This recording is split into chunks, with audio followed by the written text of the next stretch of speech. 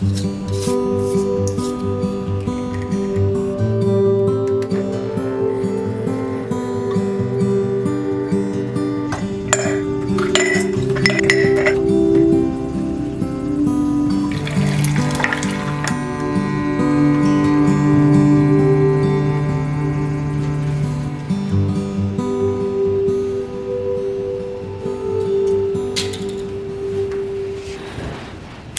you guys, welcome to my 2025 Spending Wrapped. I honestly cannot believe I'm sitting here filming this. This is my very first one.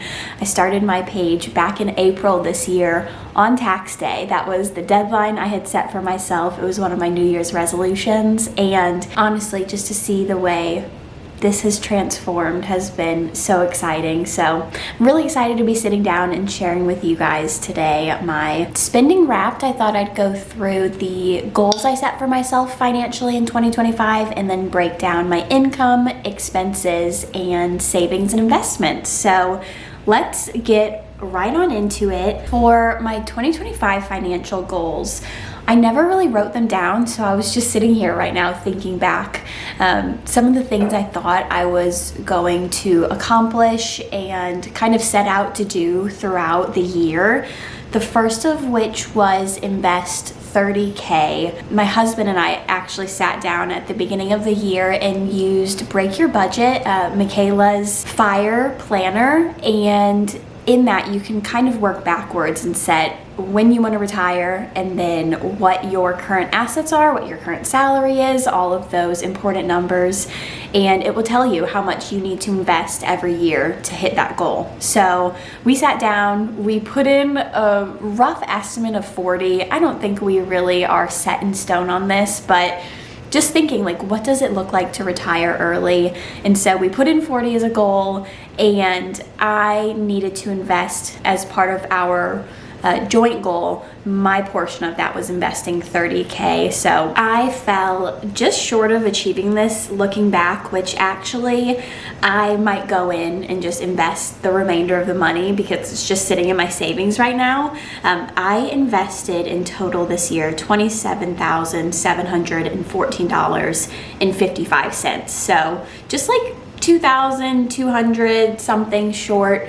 I now realizing this, I'm gonna go back and fix that, but that was my first goal, hoping to check that off after this video.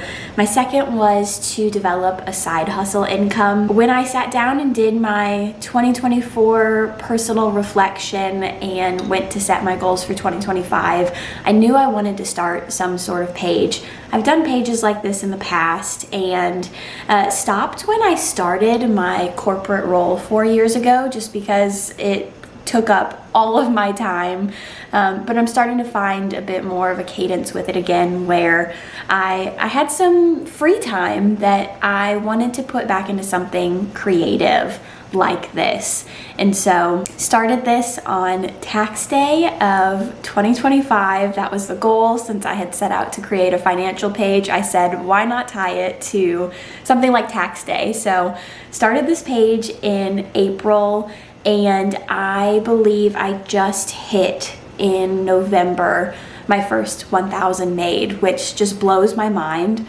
I never even looked at this as something that would bring in income like that quickly. I thought this was going to be a much slower grind. So I'm just so thankful to all of you and the brands and the agencies I've gotten to work with that have helped me make my first 1,000 wild. Kind of nervous that that smells like it's burning. It's not. I've really leaned towards minimalism and sustainability over, I'd say, like the last 5 years. But this year, I really wanted to rein in my spending. I've been tracking my expenses for about 5 years now and have noticed that I really overspend in pleasure categories. So this year, I didn't set a specific goal. I'd like to do that next year, but last year I just really went into the year hoping and aiming to spend a little bit less and consume a little bit less. So not necessarily cut back in like services and things you do in person, like gym memberships, things like that, but to consume less as far as it goes with clothing and things for my home. So I'd say I didn't achieve this one. I'm really rough on myself. I know I did pretty good on this, but next year I'd like to see my pleasure expenses go down.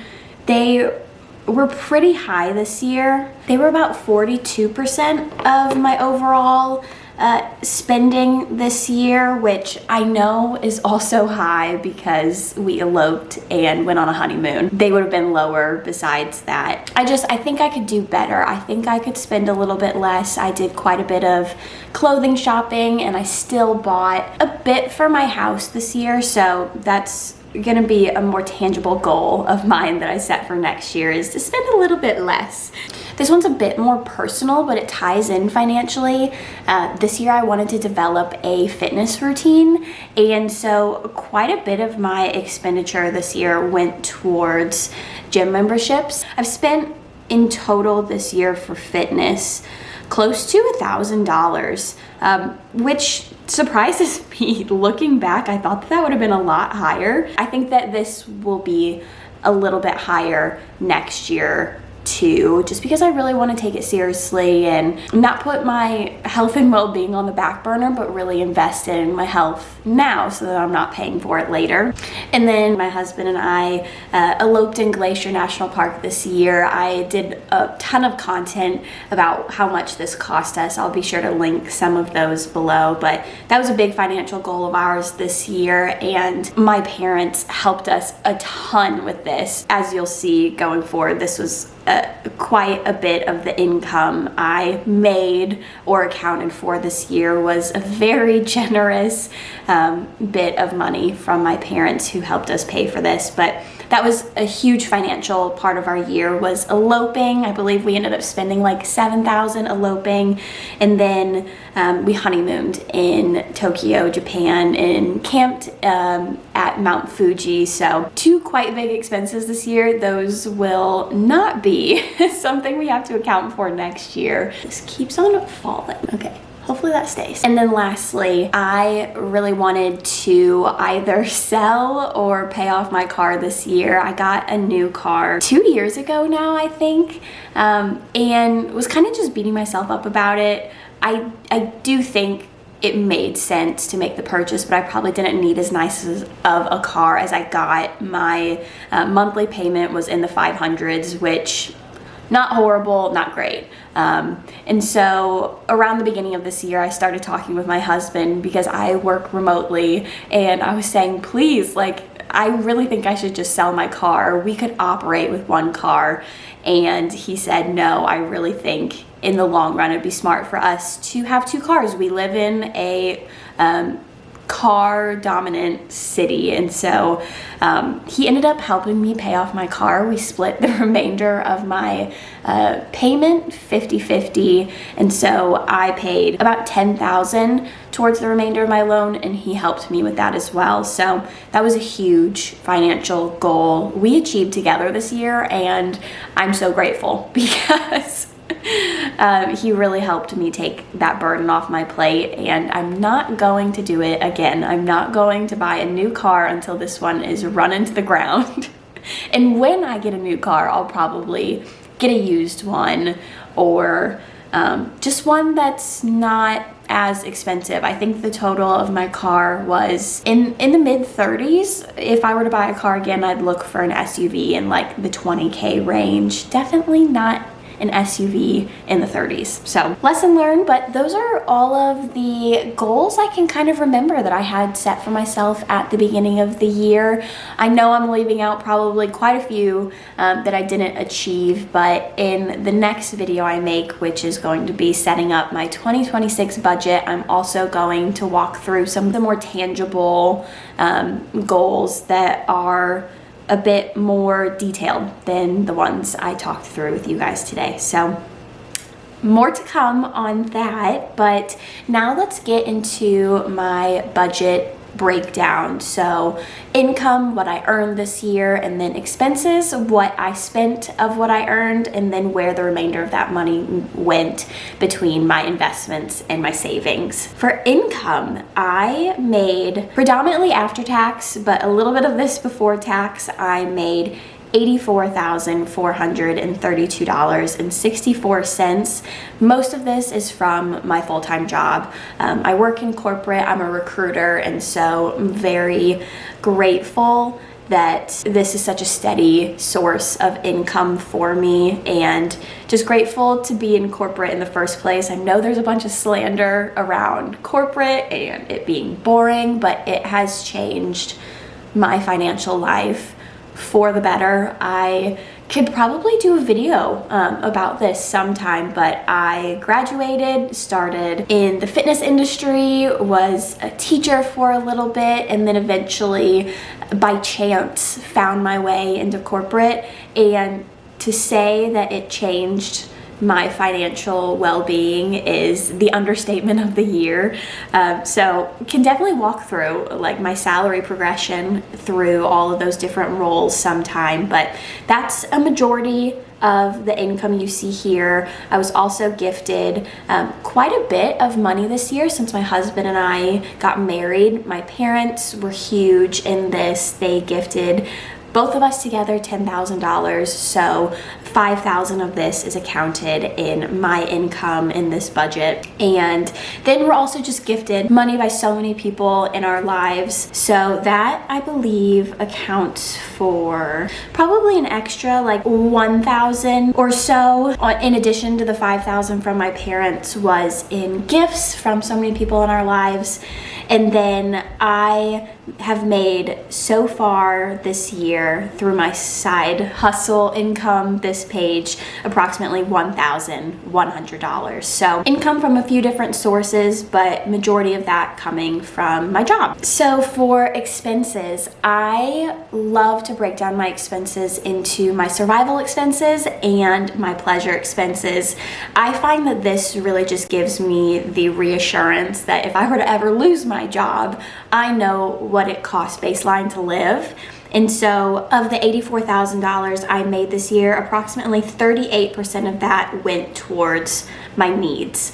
I don't personally like to live by the 50 for needs, 30 for wants, 20 for savings, because I think that that just allows your lifestyle to creep over time as your income raises. So I've always just tried to operate and do my research on what it actually costs for all those categories where I live, and then not let that budge too much. So I'm really proud that I was able to keep this expenditure around 38%. That being said, I consider my car a survival expense since I live in a car-based city. And so a lot of that 38% went towards paying off my car this year. I think that this number will be a little bit lower next year. My husband and I are going to move somewhere that's a bit more expensive, but I don't think it will make my expenses still 38%. Knock on wood. Hopefully I'm not like completely doing my math wrong, but I'm hoping to not spend an extra $10K next year on my rent, so this should be a little bit lower next year. My pleasure expenses were 28% of my total income, so 38 plus 28, what is that? That's 50, that's 64%. I spent 64% of my total income as opposed to the 50, 30, 20, so that would have been 80%. And I feel like this has made all the difference in my financial well-being. I've been able to save and invest more quickly and get to a place where I feel the sense of safety, or like the rug isn't going to be pulled out from underneath me. On my budget template, I have a little category over to the right on the Deep View tab that walks through top 5 spending categories for myself, my husband, and for our expenses combined. So just for me, I spent the most this year on my car payment. I spent approximately $11,833 going towards my car. That will be zero next year. There will be no new car, hopefully. again, knock on wood. Travel was the next one. There I spent $8,275. A majority of this was split between our elopement and our honeymoon to Japan. A few other small trips in there, here and there, to visit family or just do some little weekend trips, but I don't think we'll spend this amount next year. My third top spending category was rent, which was $8,211. We live in a pretty affordable house right now. We pay in total together $2,250 a month, and the apartment that we had prior to that was in the 1800s. So it's actually pretty affordable rent price for a house where we live, but we are ready to just upgrade our lives a little bit. This house has had quite a few pest issues since we've lived here, and there's water damage in the kitchen on the floor from before we moved in. So we're looking to move in the spring this year, and I do think I'm ready to allocate just a little bit more of my money towards living somewhere that is a bit newer, a bit nicer, and just requires less upkeep and is easier to clean. So I'm gonna see that one go up in 2026, and we'll allocate for that in the next video I make. Pet costs were so surprising to me. I had never owned a dog growing up, and in October of 2024 I begged my husband for us to get our puppy Bee, and she has cost an arm and a leg. I would do it all over again, but I just don't think I knew how much a puppy costs. So I have spent $4,526 on her this year. We split our puppy costs 50-50 between our budgets. Even though she was my decision, my husband kindly offered to share all of her expenses with me. So thank you to him again. And groceries were my fifth top, and that one was $3,472.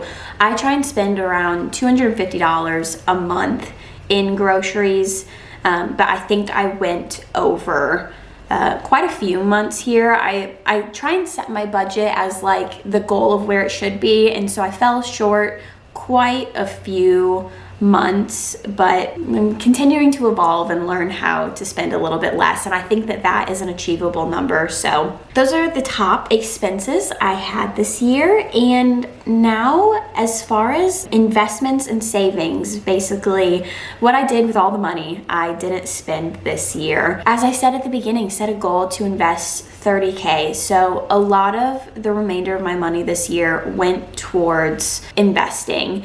I was investing in a Roth at the beginning of the year and was trying to max that out. I've maxed it out for the last several years, but when I got married, I no longer qualify for a Roth IRA. So I transferred that over to a traditional and have been putting, I'd say, a breakdown of about $1,200 towards my 401k every month, and then another $500 in my traditional IRA, $400 in a bond investing portfolio, and $400 in a general investing portfolio. And I like to do it this way because the 401k and traditional IRA cannot be withdrawn out of without penalty until I reach retirement age. So I'm investing more heavily in those, but then I also am trying to invest about $800, $900 a month into portfolios that I can withdraw out of at any time and not have to pay that retirement penalty, because I do want to retire early, so I need accounts that are going to allow me to start withdrawing. So that might change over time. I might need to start investing more money in the general investing in the bond investing portfolios I have, but for now this is the breakdown I'm following. And as I shared, I invested a total of $27,714 this year. And I didn't save, or I didn't contribute any money towards my savings this year because I had a remainder of $27,483 left after my survival and pleasure expenses, and I invested $27,714. So I actually went over just a little bit. So no money went towards my savings this year, but that's okay. I've already built up my safety net. I believe my safety net is about, like, conservatively, if I was spending like $2,500 a month, which I've been trying to get closer to lately, it would last me 10 months. But if I spend closer to what I have on average, I think it would last me like 7 to 8 months. So I have a really bulky safety net, and I like to keep it that way so that I'm not as pinched for time if anything were to ever happen. And my husband and I are going to buy a house eventually, but it's not a priority for us right now. We see ourselves renting for at least another year, if not more. So I'll probably start saving for a down payment eventually, but that's not a huge priority of ours right now. So no money towards my savings this year. Okay, now to compare these numbers to my 2024 budget. In 2024, I made a total of $65,603. Almost increased my income by about $20,000, I think, which makes sense. I got a raise this year of about $12K.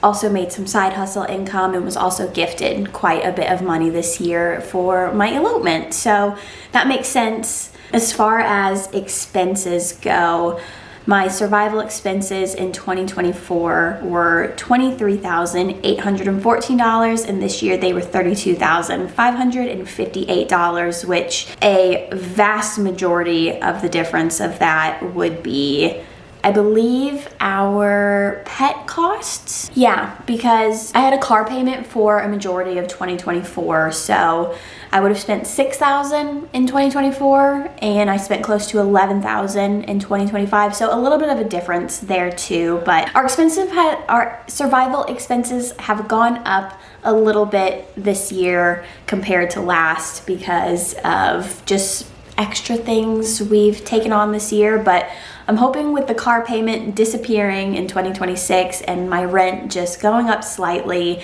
it stays about the same or just increases a little bit more. My pleasure expenditure in 2024 was $26,325, and this year it was $24,390. I went down. Wait, I'm actually so surprised by that. I wonder what the differences are. Okay, I'm actually like floored. I'm gonna have to, we can go through my top expenses for 2024 in a second and see if I can pinpoint what it is. And I say see if I can pinpoint because I don't have my 2024 data in my new budget template.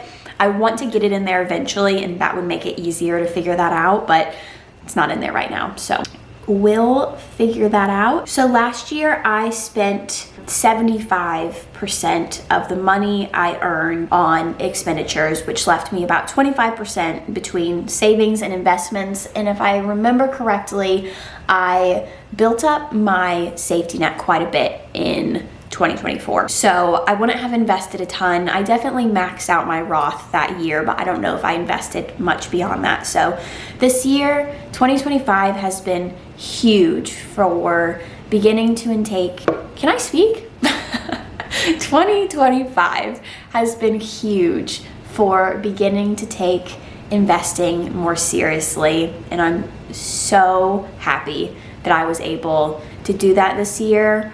I feel like I've worried so much less about my future this year than I ever have because I finally feel like I'm starting to plan for it. So huge win. And now as far as top expenses for 2025, it's looking like my number one expense was rent, which was $9,776. And this year it was $8,211. Again, I'm actually really confused. 2024, we moved. When did we move? Let me just go back and look at the template. We moved to the place we currently live in 2024. So one of those months was higher because of all the moving costs. Okay, that makes sense. It makes sense. So I paid less for rent this year, go me. My second highest expense is looking like home improvement. I spent $8,745 in home improvement in 2024, and I know for a fact a huge portion of that was buying furniture for this place. We had been living with a $100 couch we had thrifted when we first moved in together out of college. And so in 2024, we bought the couch I'm sitting on right now. It's from Sundays. So that makes sense. A huge part of that was getting our couch, a dining table. We didn't have a dining table in our apartment because we just had a counter with stools. And I bought a few really nice hutches this year, some nightstands. I thrifted all of it besides the couch, but it just added up. So third highest expense in 2024, car payment, which makes sense. I had a car payment throughout the entire year, which $500 a month times 12 adds up to about $6,000. The fourth was restaurants. This has been a huge improvement 2024 to 2025 for us. I used to spend so much money in restaurants. We had a lot of fun going on vacations in 2024, eating at Michelin star restaurants. We really love food, but it wasn't out of the norm for us to walk out of restaurants having spent several $100s. I don't regret it. It was fun. But we just don't do that as much anymore. We've tasted some really good food, and we traveled this year to places that have really good affordable food. Japan is so well known for having affordable but high quality food, and so restaurants were just a lot less of our expenditure this year. And we also really made a point to eat out less just at home throughout the month. It wasn't just travel when we'd be spending a lot. It wouldn't be out of the norm for us to spend $400, $500, and this is just me. It wouldn't be out of the norm for me to spend $400, $500 on restaurants and takeout every month. So good for us. We really reined that in this year. And I believe my fifth highest expense was clothes and beauty, which came in at $4,491. That's another one I've really reined in this year. This year, I believe I spent in total $3,800. So I've almost reduced that by $1,000.